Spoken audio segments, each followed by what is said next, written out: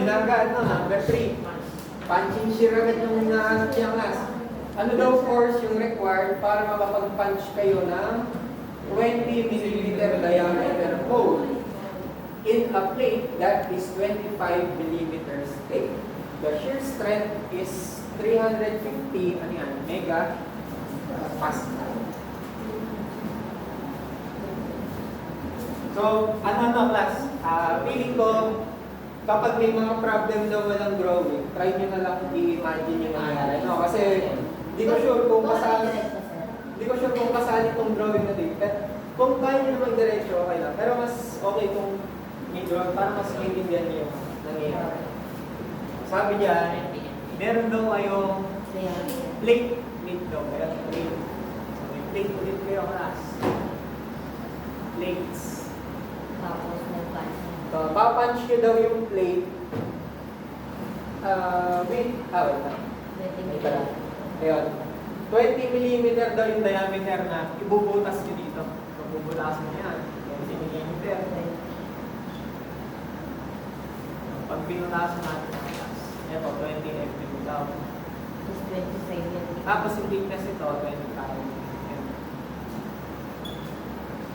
Kung punching shear yan, class, jadi alam niyo na yung kukunin natin area, no? So, drawing pa na natin kagaya ng natin.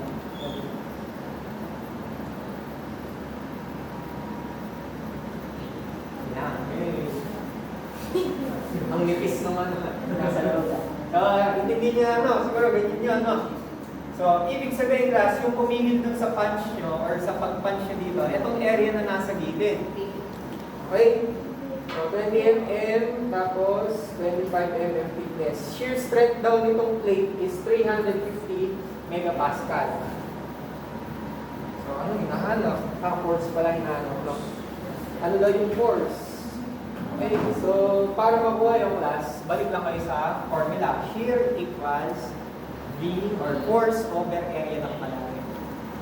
So, meron kayong shear stress na 350 megapascal, ano yun? MN over M Ano yan? 50 million. Newton ba? Newton, no? Per mm squared. Megapascal, di ba? Yeah. Tama ba? Megapascal. Apo, ang megapascal.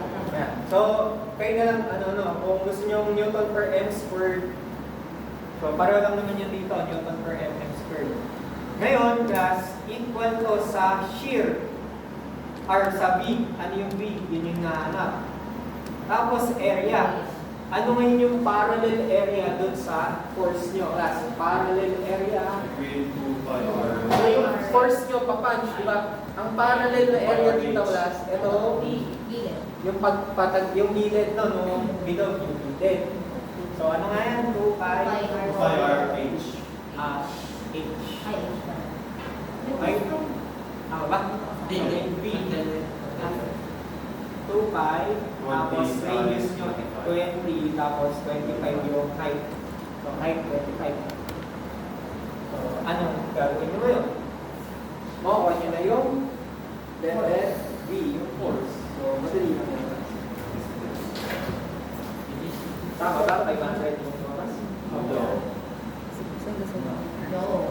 500,000. No. Ay,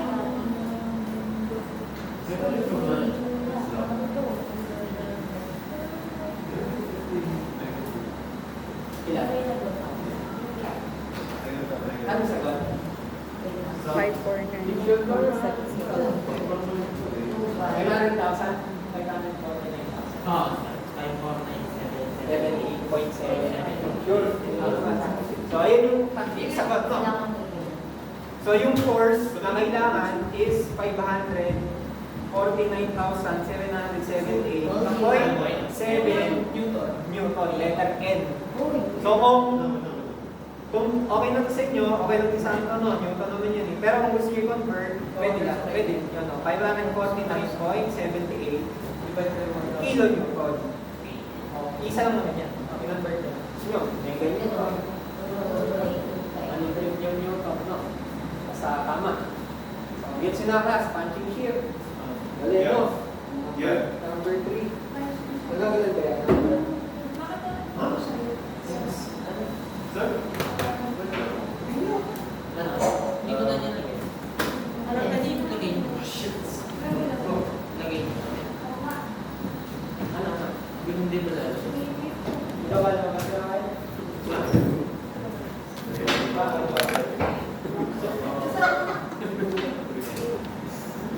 Grabe na.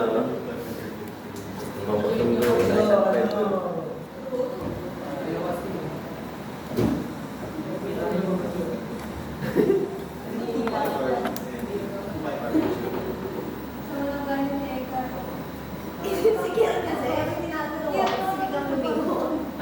Okay.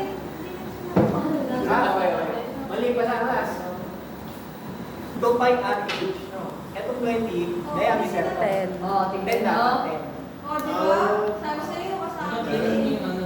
Kaya iba dinalabas sa akin. Pi DH kasi nandiyan pi Hindi kasi DH. sila nakikinig. O kaya, ganito. Either yan or pi DH. Kasi yung 2R, itong 2 tsaka itong R na to, pag pinagsama mo yan, ano ba yan? Dalawang R to. Di yan, di yan. Hindi, by each na lang. Pi DH na lang. So, siguro nga, pi DH na lang kasi laging diameter binibigay sa practice. So, Pero magiging Tapos ang tawag ko, ayun na lang. Pi D. Jadi pi times 20 times 20. 10 na. Hindi, diameter 2. Pag 10, Wala nga pa lang. yun yung Pag nakatupay. Di, ano, Ano, okay. Ako nagkasalanan talaga sa mundo. Sige, malago. Hindi, tama yung ano eh. GP na din. GP yan. Sabi ni Kev, hindi niya na daw talaga nila na. Pero hindi niya talaga. Tama yung Naka-solution kasi siya sa'yo. Naka-solution siya nakatingin. Hindi sa ano. Kupal. Kupal ka ba, boss? Tama ako. Hindi, talaga na. Diyan din ako nag-attendance. Attendance? Ano lang yan? Yun yung attendance ko ngayon. Ah, yung magabasa. Pipirman ko yan, class. Yung project nyo, pipirman ko lang. Tapos itabi nyo kasi ito ako pwede. Sabi, ba't pala dinala ko yung Compile, pirman ka, lalagyan ko date. Para, Paano sa wala pang pangalan? para yung mga late. Walang mababa ako.